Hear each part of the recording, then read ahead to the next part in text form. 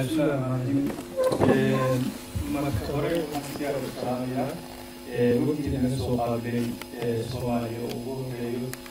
Mudane Xoosh wasiirka dastuurka iyo ambassadorka topic aan rabay inaan ka hadlo waxa weeyaan muxuu yahay doorka ay dumarku ku leeyihiin horumarka iyo hoggaanka marka saan ku jawaabo su'aashaas waxaan rabaa inaan maxaan u yiraahdaa saddex qodob ka hadlo number one xaalad hadda ay ku sugan yihiin maxay oo maxay status ku dumarku ay ku leeyihiin Soomaaliya situation ay ku jiraan sidee ku yimaadeen okay hadday carqalad tahay marka sidee uga bixi karaan at the end of my talk waxaan rajeynayaa insha allah inuu caddaado doorka ay dumarku leeyihiin marka koowaad waddan walba resourcekiisa waxaa loo qaybiyaa labo mid waa natural resources midna waa human resources natural resources lama horumarin karo haddii aan human resources jirin markii development la yidhaahdo marka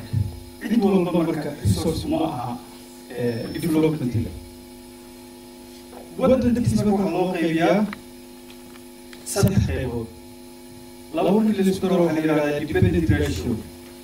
midna waxaa la yidhahdaa working class dadka wixii yaryar ilaa ay soo qangaarayaan iyo dadka 65 laga bilaabo ilaa xagga sare ayay waddanka waxu soo geliyaan waddankay ku tiirsan yihiin so dependent ratio baa la yidhahdaa carruurta waxay u baahan tahay xanaano iskuul waayeelku wuxuu u baahan yahay xanaano guryo waaweyn guryo lagu ilaaliyo sorry dhammaanba waddankay dul saaran yihiin marka waddanku asagu yani waxba kama faa'iido marka waxaa la wada saaran yahay marka waxa weeyaan working classka dadka da'dooda u dhaxayso 18 waddan walba sharcigiisu baa gaarmada iyo ilaa 65 clearly dadka intaas working classkaas dumarku waxay ka yihiin half ma jirto waddan maxaan ku yidhaahdaa dadka shaqeynaya oo ku tiirsan cid lagu yahay kala saari karo oo oran kara maxaan ku yidhahdaa kana waa dhadi kana waa lab okay marka haddii dumarka laga saaro contributionka ay leeyihiin working classkaas laga saaro waxa ku soo haray waxa weeyaa waa waddan lubyaan okay marka dhammaan marka waxa iyaga qabsada waxay dib u soo laabanayaan waddanka dhaqaalihiisa ayagoo hogaaminaya sidaa ognahay carruurta marka ay dhalato kow waxay ka xiran tahay waxa weeyaan waa maamadii marka haddii maamadii aysan helin maxaan ku yidhaahdaa door ay ciyaarto waxaa noqonaya waxa weeyaan waa carruurtii waxaa jira case world bankiga oo magaciisa Malawi waxaa la ogaaday carruurta in nafaqadeedu aad u hooseyso marka waxaa la siiyey marka ama food maxaan ku rahdaa increase la sameeya marka waxaa loo sameeyey marka very intensive farming ah familieska oo dhan haddana marka waxaa la ogaaday iyadoo cuntadii la kordhiyey weli in carruurtii malnutrition uu hayo waxaa la isweydiiyey why waxaa la ogaaday shaqooyinka oo dhan unpaidka inay dumarku yeesheen guriga 100% ayadaa iskale xaaba gurida biyo daaminta maxaan ku rahdaa beerta wixii ka soo go'a iyada soo goynaysa so waxaa ka baxay marka waqtigii ay cunuga ku nafaqaynayd baa ka baxay meesha so marka malnutrition halkaas ka yimid nafaqadii waa taala cuntada waa taala laakiin waqtigii hooyadii uma hayso cunugii meesha ka baxay so marka waxaa ku dhacay waxa la yidhahda maxaan ku rahdaa stunting marka waxa cunug waa ragaasaya ragaaskaas marka wuxuu daba soconayaa ilaa iyo intuu maxaan ku yidhahdaa korahayo xataa wuxuu la soconayaa maxaan ku yidhahdaa life expectancygiisa because qofku waxaas ku dhaceen waxa weeyaan early retirement buu sameynaya 45 suuquu kaga baxayaa so marka taas waxay ku tahay marka waddankii curyaamin bay ku tahay okay dhibaataduna halkaasi ka timid 25 sano soo dhaafay dumarka Soomaalidu waxa weeyaan shaqooyinka unpaidka ayaga ku dhex jiray carruurtii u shaqeynaysaa محمد هذا سوق بكسر شقينيسا ضمان وجه أي إساري ذفر مركع عروتي وحويان مهليان نفق علمي مثل ما كرهيو مركوب حساب تمي ودكاس محمد هذا شيء علم الليلة مرة سوق كبحيا لواتني سنتير أفتني سنتير شوال تالي وكبحيا سو مركب بالي وهو سبوع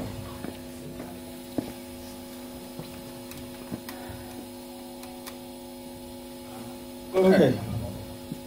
مركب هذا الصومالي اللي institution هذا وقت هو وين الشقية 1% I can say 1% مرة أما 2% مرة قبلها كشقية دمام institutions كمية سياسة ذكر قبله مركز تاس أي شغلان يقول بعضه وحوي value كوسمة اسمية أيه كوا حين نقول الفلنربل سوق على عرب سنة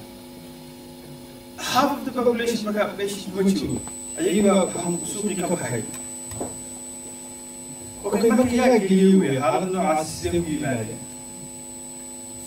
I think هذا النوع عسيوي من تفسير خلدا.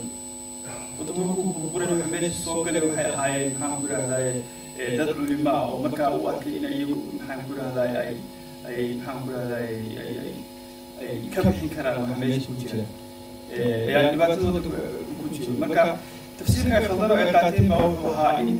قبله محمد هذا وليها لو أكيو أي كسر بحدين وأيس محمد هذا كنت بيش محمد هذا قال حقيقة وليها لو بيقول وذكي لو صار ماله قبله ما كنا نبغي نستيش هذا سؤال أي مقيد شغالي تفسيرها خضر أويس هذا هو في السيستم قال بكرة روح إلى هذا يبقى يروح إلى هذا كيسوق ريال إلى هذا قطف باتان شو محمد هذا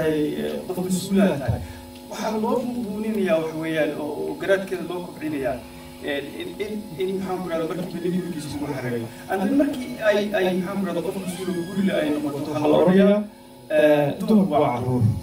أوكي so what happened so هذا محمد هذا قطف السولة لهاي هذا كسر محمد مسؤوليتي so تفسير كان خلطان مركي مركي وحياله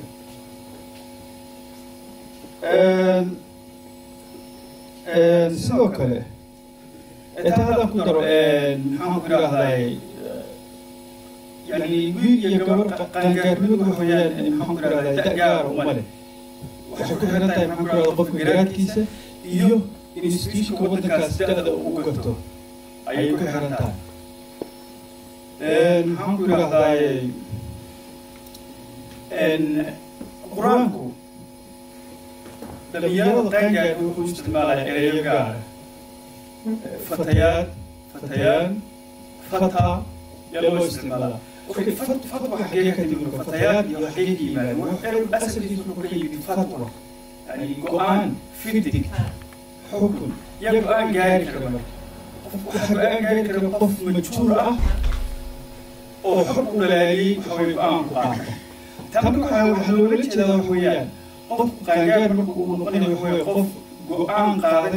كان قاعد كره يعني حكم بلاغي أوكي فهذا أنا قلت حكم قاعد يعني biological maturity حماس كم حسب قف جراد ماله ماشي يعني يقول ما كره يعني وعفو يعني لقى فكرة كره قف مسؤولية حمباري كره وقال نقول وما تكون connection وياه لطف كله مركا فتوى